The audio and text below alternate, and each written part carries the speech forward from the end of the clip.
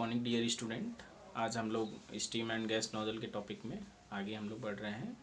आज के टॉपिक में हम लोग स्टडी करेंगे effect of friction on nozzle. तो जैसा कि सबको पता है कि फ्रिक्शन जहाँ पे भी आता है वो लॉसेस होता है, और वो लॉस क्या करता है, यहाँ पे हीट में कन्वर्ट हो जाता है, मतलब हीट लॉस हो जाता है। ठीक है फ्रेंड्स, अब यहाँ पे मेरे पास एक एच डायग्राम है, वहाँ से हम लोग समझेंगे एच डायग्राम से। एच डायग्राम को हम लोग मोलियर डायग्राम भी कहते हैं। जब आप अपनी स्टीम टेबल के लास्ट में जाएंगे तो एक बड़ा सा पेज होगा, उस पेज को ही हम लोग कहते हैं H diagram, that means Molière diagram.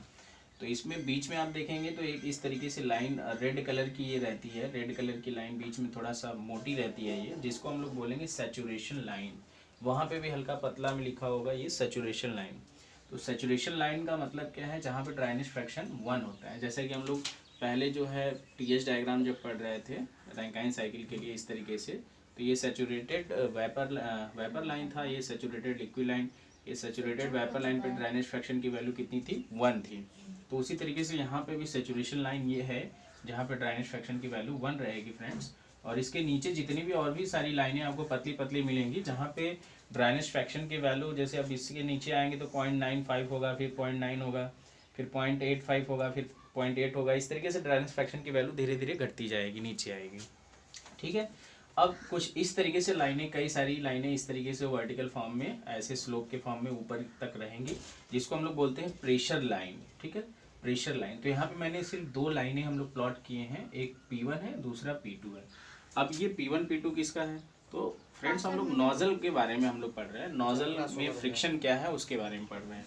तो जैसे कि ये नोजल है, कन्वर्जेंट टाइप्स का नोजल है, तो यहाँ का प्रेशर क्या है, P1 है, यहाँ का प्रेशर क्या है, P2 है। तो 2 प्रेशर है, इसलिए हम लोग 2 प्रेशर के बीच में ले रहे हैं। और इसमें जब कोई भी स्टीम हमारा फ्लो करता है तो इसमें फ्रिक्शन कैसे वर्क करता है इसको हमें देखना है कि फ्रिक्शन कितना हमारा काम कर रहा है। तो यहाँ पे 2 प्रेशर है हमारा। अब इसके बीच ये दोनों लाइन हम लोग प्लॉट कर लिए हैं।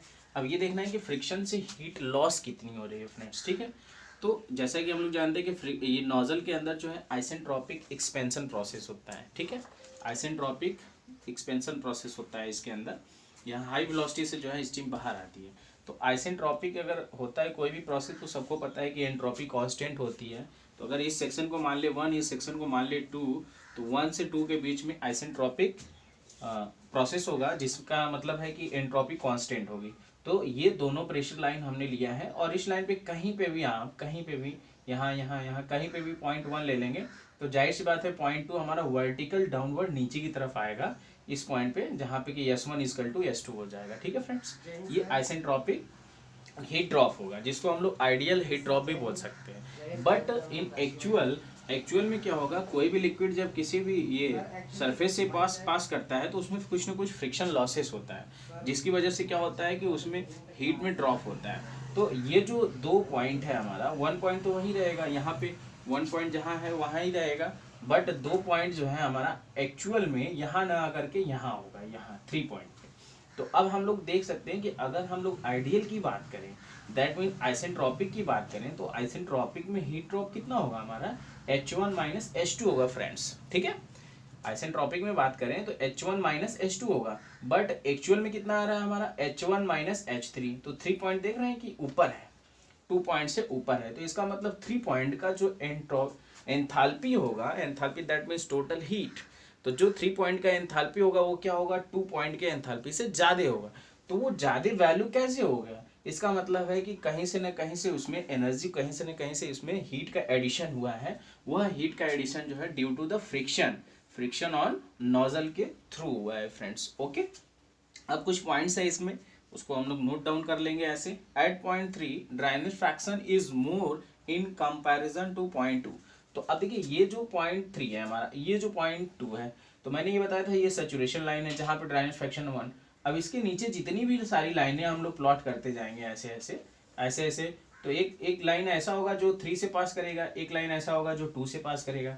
तो मैंने ये बोला था कि ड्राइनेज फ्रैक्शन x की वैल्यू धीरे धीरे धीरे घटते घटते घटते घटते नीचे तक आएगी। तो अगर सपोज करें हम लोग कि यहाँ पे अगर 0.4 वैल्यू है, तो जाहिर सी बात है यहाँ पे 0.3 वैल्यू आएगी।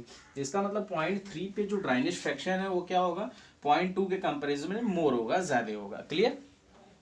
फिर because of the energy lost in friction is transfer into heat which tends to dry और सुपरहीटेड स्टीम। अब ये जो हमारा हीट लॉस हो रहा है तो हीट हमारा बढ़ रहा है। अब ये देखिए सैचुरेशन लाइन ये है, उसके अंदर हमारा स्टीम है, तो वो कैसा हो सकता है, वेट स्टीम हो सकता है हमारा। लेकिन अब फ्रिक्शन की वजह से हीट क्या हो रहा है, बढ़ रहा है, हीट हमारा बढ़ रहा है। तो अगर हीट बढ़ रहा है तो वो वेट स्टीम क्या हो सकता है, try to trends in dry, या तो ड्राई में वो कन्वर्ट हो जाए या फिर सुपर हीटेड स्टीम में कन्वर्ट हो जाए।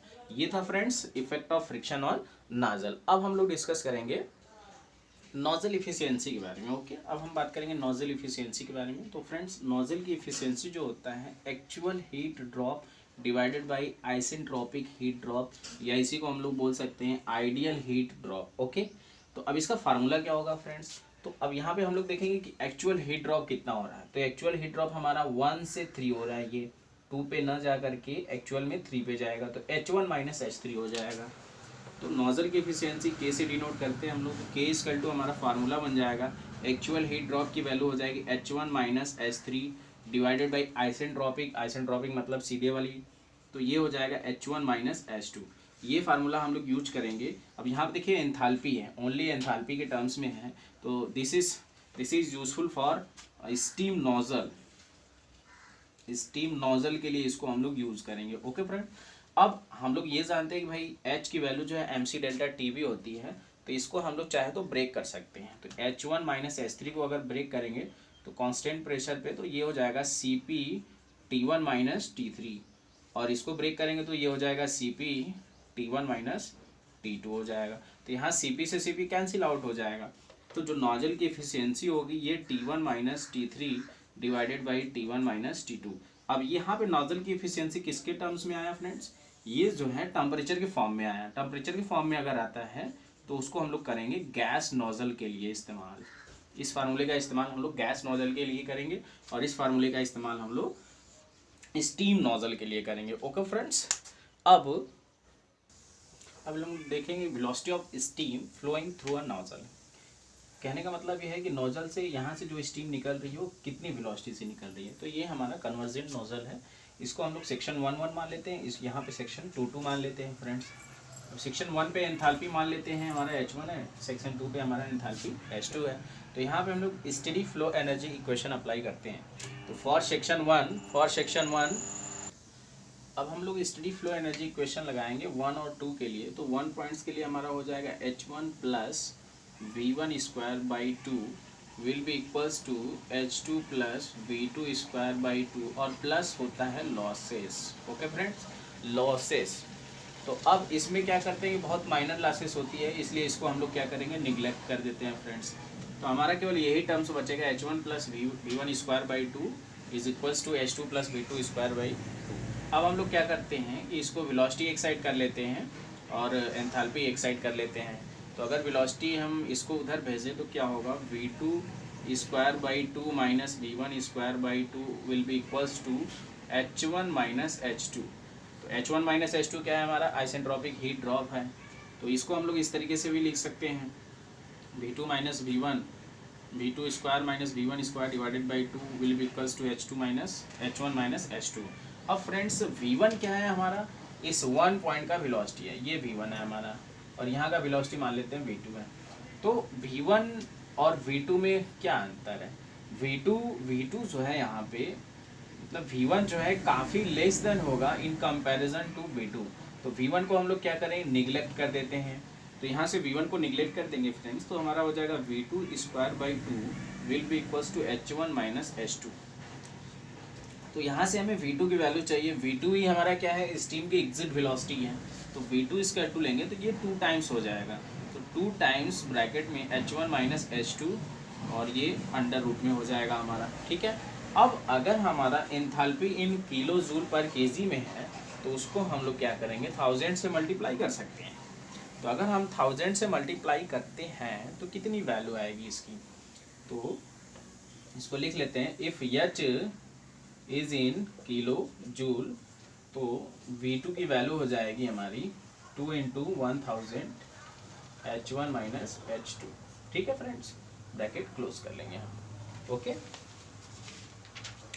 तो अब ये हो जाएगा हमारा 2000 मल्टीप्लाई करेंगे तो जब उसको रूट से बाहर निकालेंगे तो वो हो जाएगा 44.72।